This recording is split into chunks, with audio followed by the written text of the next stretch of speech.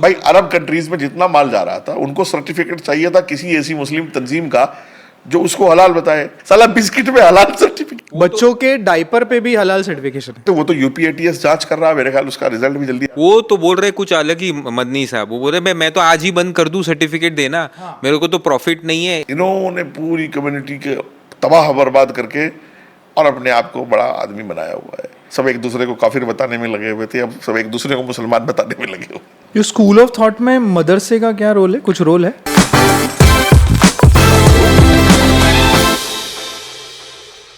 ये school of thought में मदरसे का क्या रोल है? कुछ रोल है? हाँ है, जैसा स्कूल ऑफ थॉट्स था वैसे मदरसे भी थे, सबके अलग अलग थे, सबके अलग अलग फतवे थे, सब एक दूसरे को काफिर बताने में लगे हुए थे, अब सब एक दूसरे को मुसलमान बताने में लगे हुए। मदरसों का तो मैं एक तरीके से फिर भी शुक्रगुजार हूँ कि उन्होंने शिक्षा बहुत दी है। दी है? दी है, चूंकि मैं भी मदरसों में पढ़ के आया हूँ। कोई एक आदि मदरसा इलीगल कुछ रहा होगा अलग बात है। उन्होंने कोशिश ये की, मदरसे वालों ने अपना फर्ज निभाने की कि वो शिक्षा के मामले में मुसलमानों को बहुत लाए और बड़ा बहला फुसला करके लाए, फ्री पढ़ाना, फ्री सेवा, फ्री कपड़े, सब चीजें लाए हैं। लेकिन कौम उसमें भी खरी नहीं उतरी है उनके साथ। आज एक मदरसे की टीचर की 8,000 रुपये से ज़्यादा की सैलरी आपको नहीं मिलेगी, तो फिर मौलाना बनना लोगों ने छोड़ दिया है। क्यों बनेगा मौलाना? आपकी नमाज जनाजा वो पढ़ाए, आपकी अजान वो पढ़ाए, आपकी नमाज वो पढ़ाए, आपके बच्चे का निकाह वो पढ़ाए, आपको मरने से जीने तक मौलाना की ज़रूरत है, उसकी सैलरी है 8,000 रुपये। फिर वो क्या करेगा? धोखा करके खाएगा। इस्लाम तो ये नहीं सिखाता है। तो मदरसों ने अपना काम बहुत ईमानदारी से किया, लेकिन मदरसों को भी कौम ने जीने नहीं दिया, और यही सोच मदरसों पर भी हावी रही कहीं ना कहीं। हमें अब आप देखिएगा, कॉन्टेक्स्ट में पूछ रहा था। आप ये देखिएगा कि मुस्लिम लीडरशिप में ओवैसी मुस्लिम पर्सनल लॉ बोर्ड पर इस कदर हावी हैं कि मुस्लिम पर्सनल लॉ बोर्ड में 2 तरह के मेंबर होते हैं। एक मुस्लिम पर्सनल लॉ बोर्ड का मेंबर और एक स्पेशल इनवाइट किया जाता है। तो एक ऐसे आदमी को मुस्लिम पर्सनल लॉ बोर्ड ने इनवाइट किया जो उस वक्त किसी बड़ी यूनिवर्सिटी के वाइस चांसलर थे और मोदी जी के नजदीक थे, और वो गुजराती थे। जब वो पर्सनल लॉ बोर्ड की मीटिंग में गए, जयपुर में मीटिंग चल रही थी, तो ओवैसी ने पूरी बदमाशी से उनको मीटिंग से बाहर किया, और जब तक मीटिंग शुरू नहीं होनी थी जब तक उनको बाहर नहीं किया गया। ये बदमाशी, ये गुंडागर्दी, इस पर वहां बड़े बड़े लोग मौजूद थे। मैं नाम लूंगा तो फिर वही बगावत हो जाएगी। बड़े बड़े मुस्लिम पर्सनल लॉ बोर्ड के अध्यक्ष, जनरल सेक्रेटरी और फर्जी टोपी वाले, फर्जी दस्तार वाले सब बैठे हुए थे। किसी एक ने नहीं कहा कि ये भी हमारा भाई है और कलमे की बुनियाद पर आया है, स्पेशल इनवाइट इनको किया गया था, ये भी बादशरा है, ये भी पढ़ा लिखा आदमी है, एजुकेटेड है, किसी यूनिवर्सिटी का वीसी है। कोई नहीं बोला, सबको साफ सूंघ गया था, इसलिए कि वो मोदी का आदमी था, मोदी से ताल्लुक था उसका।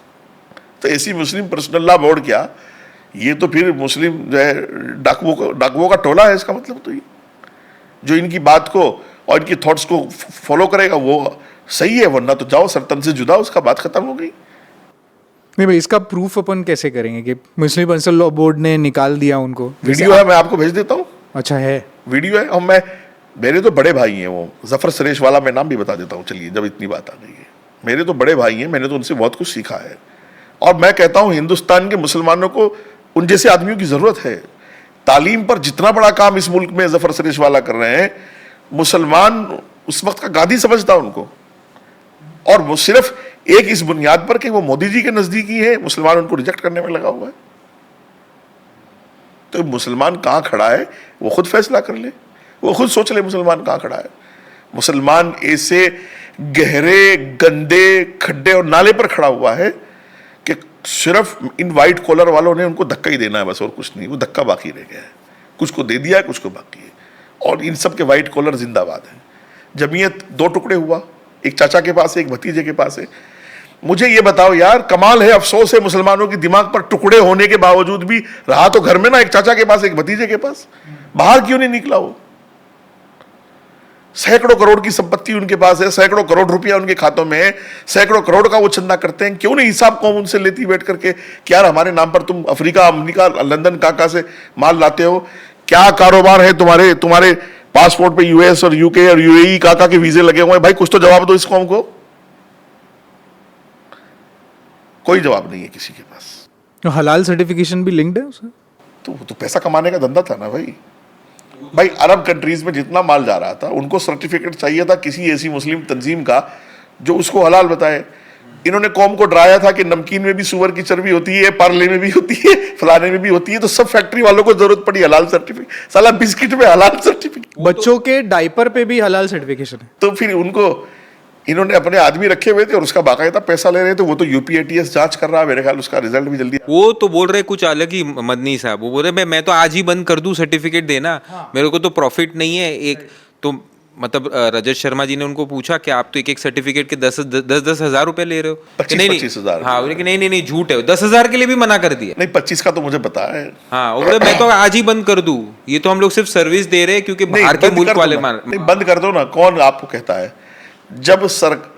जब सरकार इंपोर्ट माल करा रही है, एक्सपोर्ट हो रहा है, इंपोर्ट हो रहा है, आ भी रहा है, जा भी रहा है, अगर महसूस होगी इस बात की जरूरत, तो सरकार अपना एक इदारा कायम करके उसमें किसी काजी को रख करके वो खुद बताएगी कि ये हलाल है, ये हराम है। तुम्हें क्या चक्कर करना है? तुम क्यों इस चक्कर में पड़े हुए हो? जमीयत का काम है ना शुतुरमुर्ग। शुतुरमुर्ग समझते हो ना? ऑस्ट्रिच। हाँ, कि जब उनसे कहा जाए भाई वजन उठा लो, तो यार मैं तो मुर्ग हूं। अब उनसे कहा जाए भाई मुर्ग वाला काम करो, अंडे वंडे चाहिए तुम्हारा, ये तुम्हारी फ्राई करनी है, यार हम ऊंट जैसे भैया। तो इनका काम ही है ना राजनीति कर रहे हैं, ना करने दे रहे हैं। और ये हमेशा से वाइट कॉलर रहे हैं। इन्होंने पूरी कम्युनिटी के तबाह बर्बाद करके और अपने आप को बड़ा आदमी बनाया हुआ है। वरना तो 24 साल के आसपास का मुझे याद है, यानी तकरीबन 3 टर्म तो बड़े मदनी साहब, सीनियर मदनी साहब, अल्लाह उनकी कब्र को नूर से भरे, अल्लाह उनको बख्शे, मौलाना असद मदनी साहब 18 साल तक राज्यसभा के सांसद रहे। तकरीबन 5-6 साल तक महमूद मदनी साहब, 24-22 साल राज्यसभा रही। मुझे सिर्फ आप ही के पॉडकास्ट पर आकर मदनी साहब बता दें कि भाई इस 20-25 सालों में हमने एजुकेशन पर ये काम किया, हेल्थ पर ये किया, इस पर ये किया, इस पर ये किया, कोई डाटा नहीं मिलेगा। यह जमीयत बता दें, चलो जमीयत का प्लेटफॉर्म तो किसी भी पार्टी से बड़ा है, किसी भी पॉलिटिकल पार्टी से बड़ा प्लेटफॉर्म है। यस, आप 50 प्रोग्राम कर चुके हो, 10-20 लाख लोग इकट्ठे करते हो, कई करोड़, एक प्रोग्राम का 3-4 करोड़ रुपए का खर्चा होता है, 55 करोड़ रुपए का, इससे पहले प्रोग्राम नहीं होता। आप सिर्फ ये डाटा दे दो कि इतने स्टेट्स में, इतने डिस्ट्रिक्ट में, इतने प्राइमरी स्कूल, इतने कॉलेज, इतने नर्सिंग होम, इतनी डिस्पेंसरी हमने बनाई है। कोई डाटा नहीं इनके पास, सब फ्रॉड है, सब कौम के साथ फ्रॉड हो रहा है। आपको एक हंसी की बात बताता हूँ आपको। मुसलमान जो है जब सुबह हमारे उसको देखता है ना, दैनिक जागरण को गालियां देता है, साला आरएसएस का अखबार है, बीजेपी का अखबार है, फलाना है। और जो मौलाना वहाँ दैनिक जागरण को गाली दे के जाता है, वो थोड़ी देर में इनकलाब अखबार उठा के लाता है उर्दू का। उसको ये पता नहीं कि ये भी जागरण का अखबार है। जब जी न्यूज को देखते, हाँ, जब जी न्यूज को देखते हैं, अरे लालत हो इसको बदलो, और थोड़ी देर के बाद जी सलाम पर वो तकरीर सुन रहे होते हैं। उनको पता नहीं कि ये जी सलाम भी जी न्यूज का हिस्सा है, जी का हिस्सा है ये। तो ये कौम तो इस भ्रम में जी रही है कि इनके पास एक 25 करोड़ मुसलमानों के पास एक उर्दू का अखबार भी नहीं है। उर्दू का अखबार नहीं है। सहारा था, वो सहारा डूब गया, अखबार भी डूब गया।